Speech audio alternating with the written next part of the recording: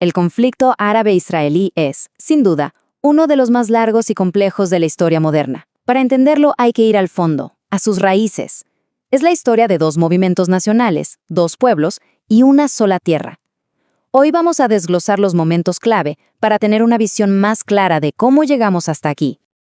Para empezar, miremos este mapa. Esto es lo que se conocía como el Mandato Británico de Palestina, justo después de la Primera Guerra Mundial. Y aquí es donde surge la pregunta central, la que va a guiar todo nuestro recorrido. ¿Cómo es que este pedazo de tierra se convirtió en el epicentro de un conflicto que ya lleva más de un siglo? Para responder a esa pregunta, vamos a seguir una ruta muy clara, dividida en 6 etapas. Empezaremos con las raíces del conflicto, pasaremos por las guerras que lo definieron, exploraremos los intentos de paz y terminaremos con la situación actual y el papel de la ONU. Bueno, todo arranca a finales del siglo XIX y principios del XX. Es un momento fascinante y trágico a la vez, porque justo ahí, en la misma región, nacen y crecen dos movimientos nacionales que inevitablemente van a chocar. Por un lado, el sionismo, que buscaba crear un Estado para el pueblo judío, y por otro, el nacionalismo árabe. Miren qué rápido escala todo. En apenas unas décadas pasamos de una idea política a un conflicto abierto en el terreno. Fíjense en la secuencia. La Declaración Balfour de 1917 es un punto de inflexión. Da un respaldo internacional a las aspiraciones sionistas, lo que acelera la inmigración judía. Esto, a su vez, genera una reacción muy fuerte, la Gran Revuelta Árabe. Cada evento le echaba más leña al fuego. Y con toda esa tensión acumulada, llegamos al punto de quiebre, 1948.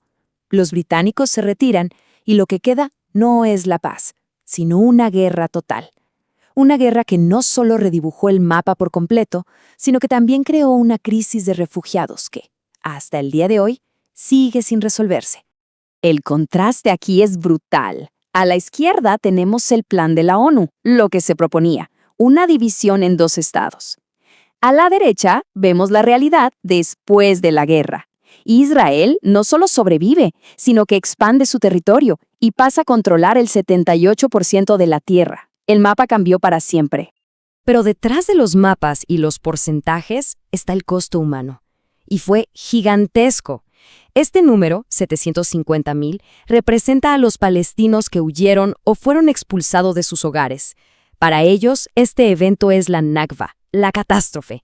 Y esta memoria colectiva es, sin duda, uno de los pilares de la identidad palestina y del conflicto mismo.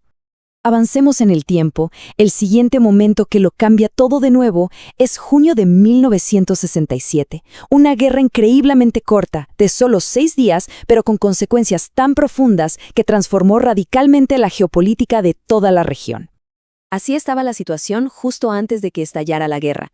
Estas eran las fronteras que habían quedado tras el armisticio de 1949. Fíjense bien, Cisjordania, incluida Jerusalén Este, estaba bajo control de Jordania, y la Franja de Gaza controlada por Egipto. Pero esto estaba a punto de cambiar drásticamente. Y ¡boom! En apenas 6 días, el mapa se transforma por completo. Israel toma el control de la península del Sinaí y la Franja de Gaza de Egipto, Cisjordania y Jerusalén Este de Jordania y los Altos del Golán de Siria. A partir de este momento, el concepto de territorios ocupados se convierte en el centro de todas las discusiones futuras. Y lamentablemente, la historia se repite. Esta guerra genera una segunda gran ola de desplazamiento. 300,000 palestinos más se convierten en refugiados, lo que agrava aún más la crisis humanitaria que había empezado casi 20 años antes. Después de las devastadoras guerras de 1967 y otra más en 1973, algo empezó a cambiar. Parecía que la vía militar se estaba agotando, y muy lentamente se empezó a abrir paso la idea de una paz negociada. De la confrontación total pasamos a los primeros intentos serios de diálogo. Y aquí tenemos dos momentos de una esperanza inmensa. Primero, Camp David, en el 78, un hito histórico. Por primera vez, un país árabe, Egipto, firma la paz con Israel. Y luego, en el 93, los acuerdos de Oslo. Esto fue un paso de gigante. Israel y la OLP, la Organización para la Liberación de Palestina, su enemigo histórico, se reconocen mutuamente. Se abrían la puerta al autogobierno palestino. Pero Oslo tenía una estrategia, digamos, arriesgada. Se avanzó en lo que se podía, como el reconocimiento mutuo y crear un gobierno palestino limitado. Ahora, los temas más explosivos, Jerusalén, el futuro de los refugiados, las fronteras finales, se dejaron para después. La idea era generar confianza primero, pero esa decisión, como veremos, acabó siendo una bomba de tiempo. Por un momento, el mundo entero celebró.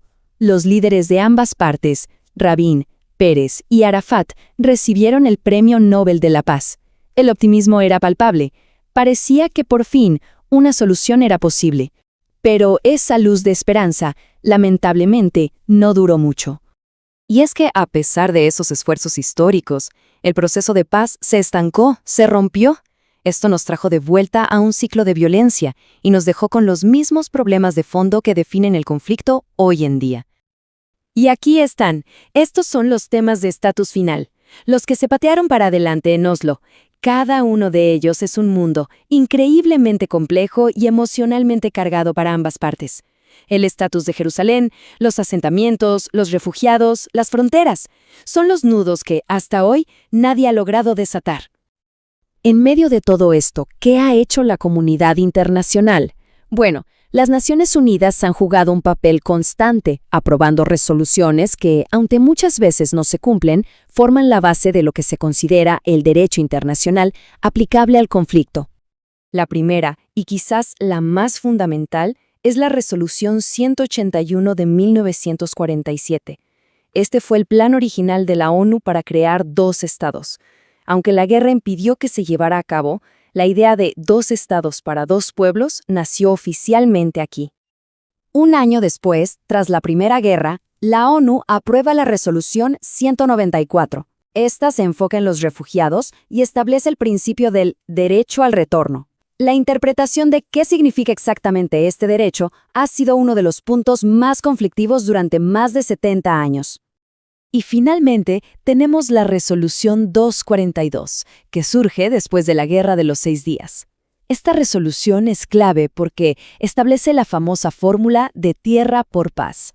Básicamente, propone la retirada israelí de los territorios ocupados a cambio de paz y reconocimiento. Ha sido la base de casi todas las negociaciones desde entonces. Y así, después de recorrer un siglo de historia, de guerra, de diplomacia, de esperanza y de mucha frustración, nos quedamos con la gran pregunta.